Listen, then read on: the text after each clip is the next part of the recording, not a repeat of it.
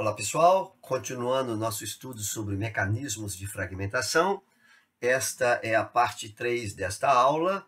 Se você ainda não assistiu às partes 1 e 2, recomendo que procure na nossa playlist sobre espectrometria de massas, para que o seu estudo tenha uma sequência lógica. Tá?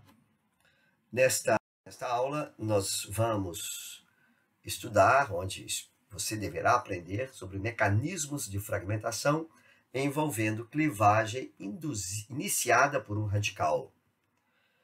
Nós vamos também dar exemplo da aplicação da regra de Stevenson para escrever mecanismo de fragmentação. Sobre a regra de Stevenson, nós apresentamos detalhadamente na parte 2, que é recomendável, caso você não se lembre, que assista novamente o vídeo correspondente, a parte 2.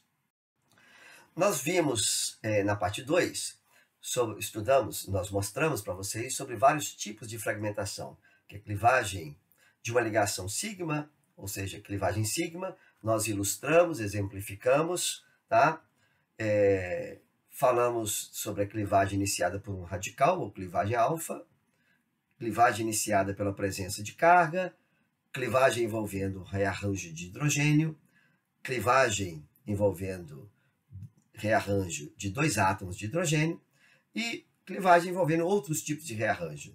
Esse é um panorama geral dos vários tipos de clivagens que vocês vão encontrar ao estudar fragmentação em espectrometria de massas, quando empregado o método da impacto de elétrons. Neste vídeo em particular, nós vamos concentrar nosso estudo na clivagem iniciada por um radical, ou clivagem alfa. No vídeo anterior, tratamos da clivagem sigma. Chama atenção novamente de que é importante que vocês reconheçam, compreendam cada um desses tipos de clivagens, pois quando vocês forem interpretar o espectro de massas de determinada classe de composto orgânico, essas clivagens ocorrem rotineiramente nas mais diversas classes.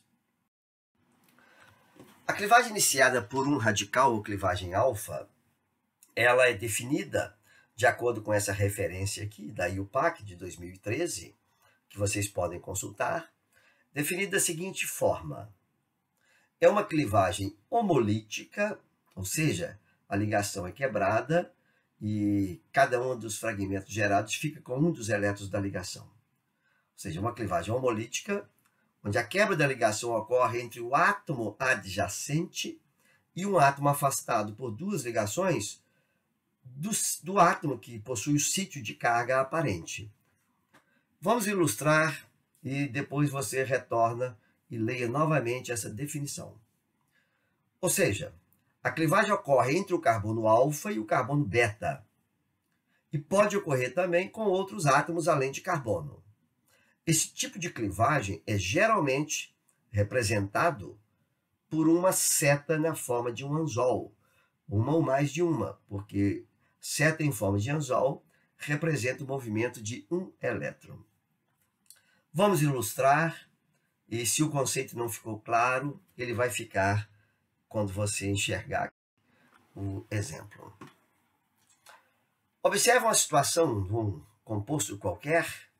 Você tem dois átomos de carbono, esse é o que eu chamo de carbono alfa, esse é o que eu chamo de carbono beta. Aqui você tem um elemento, esse elemento perdeu um elétron, transformou-se num cátion radical. Esse elemento pode ser oxigênio, pode ser nitrogênio, pode ser enxofre, um halogênio, tá? Você tem a clivagem alfa, aqui ilustrada, onde um elétron vem para cá. Esta ligação é a ligação que ocorre a homólise, um elétron vem para cá, e daí nós teremos a formação de uma ligação dupla, e o radical ficou com este grupo aqui. Uma outra possibilidade é quando você tem aqui uma carga positiva e o radical está na outra posição. Você também tem a clivagem agora entre essa ligação carbono e Y. Um elétron vem para cá, um elétron vem para cá. Daí essa espécie está neutra e essa espécie está positiva, como cátion radical. Observe que são duas representações gerais para a clivagem alfa, e ela ocorre em posições distintas. Esta ligação entre os dois átomos de carbono foi quebrada, esta ligação entre o carbono e Y foi quebrada, e em destaque sempre, estou usando nessa sequência de vídeos, sempre a espécie carregada, a espécie que é detectada, ela está representada nessa cor laranja. Vamos ilustrar com casos específicos. Por exemplo, este composto 3-metil-hexan-3-ol. O primeiro evento que ocorre é a perda de um elétron. Indicamos aqui a perda de um elétron não ligante, localizamos no átomo de oxigênio. Nós vimos em vídeos anteriores o potencial de ionização de um elétron não ligante do oxigênio é menor do que de um elétron de uma ligação sigma carbono-carbono. Então é conveniente representar essa carga localizada no átomo de oxigênio. Pode haver então a clivagem alfa desta ligação, esta ligação carbono-carbono. Lembra lá na nossa definição anteriormente, eu falo carbono alfa, carbono beta. É a quebra da ligação entre carbono alfa e carbono beta. Quebra nesta posição, tá? Saindo este radical, que é o radical propila, e gerando aqui a espécie que é o cátion.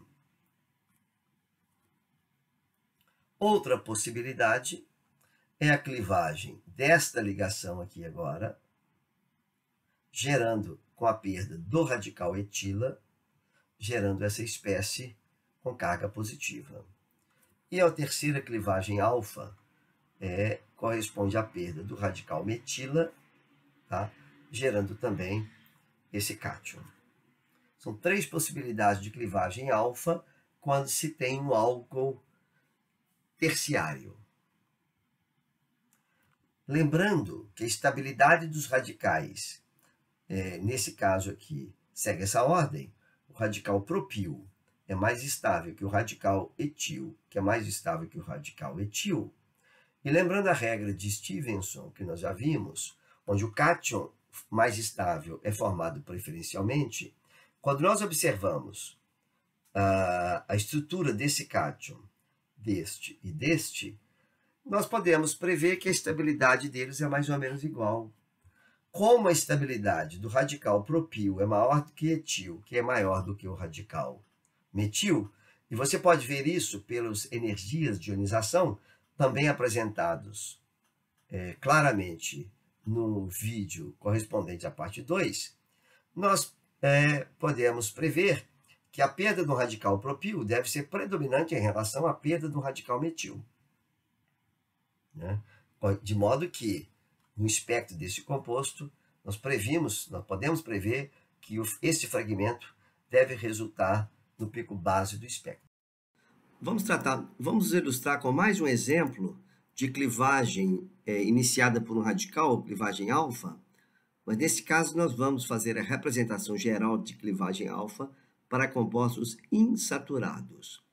Então, considere um composto com essa fórmula geral, onde Y pode ser oxigênio ou nitrogênio, como nós representamos aqui, esse cátion radical, localizando aqui a carga positiva no átomo Y.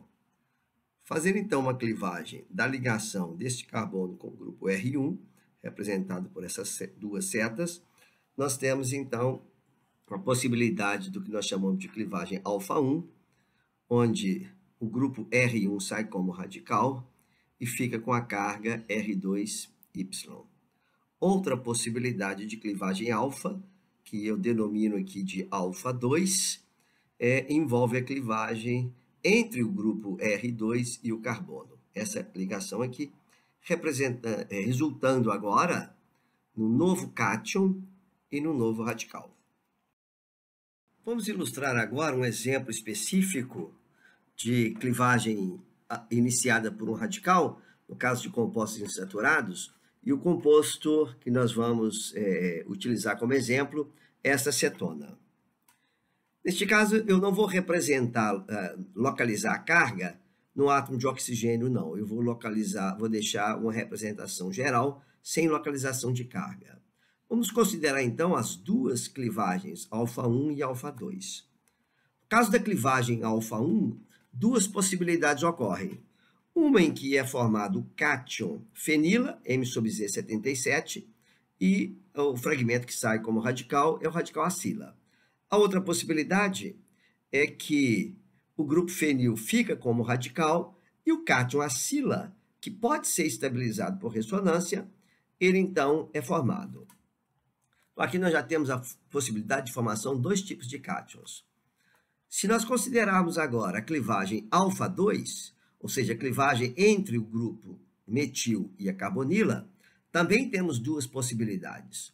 Uma em que sai o radical metila e forma aqui o cátion benzoíla, tá? Que é estabilizado por ressonância, com razão massa-carga 105, ou o cátion benzila é formado, o cátion metila é formado, desculpe, e fica como radical o radical benzoíla. Das quatro possibilidades de cátion, M/Z 43, 77, 15 e 105, nesse caso especificamente, o pico base vai ser representado vai corresponder ao fragmento M/Z igual a 105, que é o cátion benzoíla, que é estabilizado por ressonância, que de todos é o mais estável.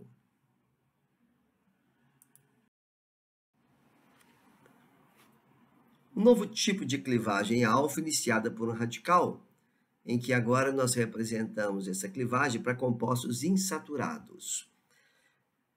Esse composto originalmente tinha aqui uma ligação dupla, tá? Eu estou falando de compostos insaturados, tinha aqui uma ligação dupla, perdeu um elétron, retirando esse um elétron da dupla, e por conveniência apenas eu localizei esse radical neste átomo de carbono. O radical estando localizado neste átomo de carbono, nós temos uma clivagem nessa ligação destacada em vermelho, um elétron dessa ligação vem para cá, com mais um elétron do radical também vindo e formando aqui uma ligação dupla destacada nesse caso. E sai aqui o grupo RCH2, RCH2 ponto. Observe que essa clivagem é favorecida, pois resulta na formação de um cátion alílico, que é estabilizado por ressonância. Aqui um exemplo específico, tá? Em que agora a insaturação ela corresponde a um anel benzênico. Eu retirei um elétron do anel benzênico e localizei nesta posição, só para facilitar a representação simbólica dessa clivagem. Então, nós temos um processo muito parecido com o ilustrado anteriormente. Observa e compara essas duas situações. Tá? A ligação vermelha será clivada e um elétron dessa ligação vem para cá, com mais um elétron vindo para cá, nós temos esse cátion e o radical RCH2 ponto. Esse cátion ele será rearranjado, dando cátion tropílio, tá? Mas o processo de clivagem inicial é aqui representado.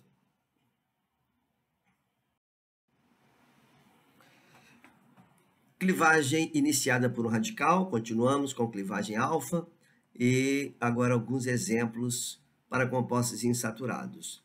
Como já mostrado anteriormente, o mecanismo, aqui sai o grupo CH3, forma esse cátion, que como eu comentei, ele é rearranjado, dando cátion tropílium, que é aromático.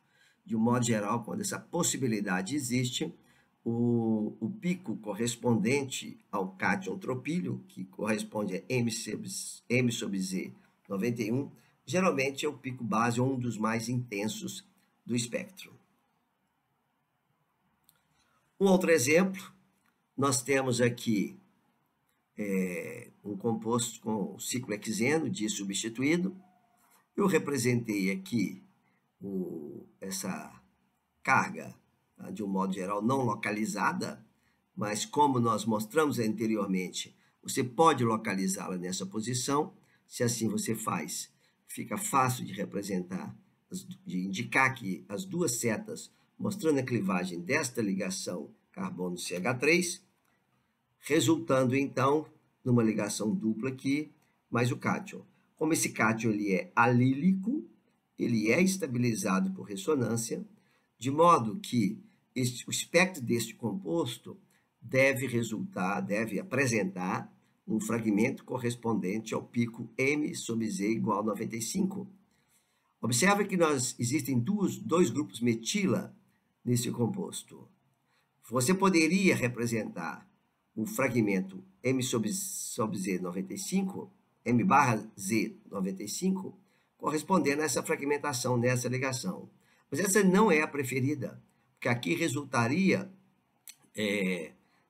numa espécie que não seria estabilizada por ressonância. Então, a fragmentação que você deve indicar é esta daqui. Bom, terminamos mais uma parte desse curso. E para saber mais sobre o mecanismo de fragmentação, não perca o próximo vídeo, não perca a parte 4, onde nós continuamos estudando mecanismos de fragmentação em espectrometria de massas. Eu agradeço aos meus colegas, professor Claudinei Filomeno Andrade, professor Elson Santiago de Alvarenga, pelas sugestões e correções. Aí tem uma literatura, se vocês quiserem consultar. Muito obrigado e até o próximo vídeo.